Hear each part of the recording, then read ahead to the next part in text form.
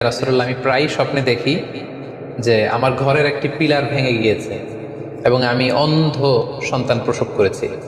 এই নারীর স্বামী ছিল ব্যবসায়ী এবং সারা বছর ব্যবসার কারণে বিভিন্ন জায়গায় তিনি ঘুরে বেড়াতেন এবং যখন ফিরে আসতেন যাওয়ার সময় তিনি স্ত্রীকে প্রেগনেন্ট অবস্থায় রেখে যেতেন, অর্থাৎ গর্ভবতী। আর এই বাচ্চাকে পেটে নিয়ে এই নারী সবসময় এই স্বপ্ন দেখতে থাকতেন।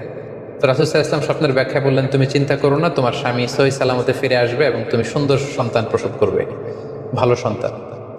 এভাবেই চলছিল, যতবার তার স্বামী ফিরে আসে, সুস্থভাবে ফিরে আসে এবং সে সুন্দর সন্তান জন্ম দিচ্ছিল।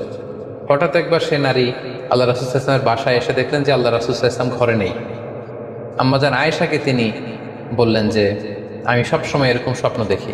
তখন আম্মাজান আয়েশা বললেন, তাহলে এই স্বপ্নের ব্যাখ্যা জানার জন্য তুমি রাসূল সাল্লাল্লাহু আলাইহি ওয়াসাল্লামের কাছে আসো, তুমি কি স্বপ্ন দেখো? তখন সে নারী আম্মাজান আয়েশার কাছে খুলে বললেন যে আমি স্বপ্নে দেখি যে আমার ঘরের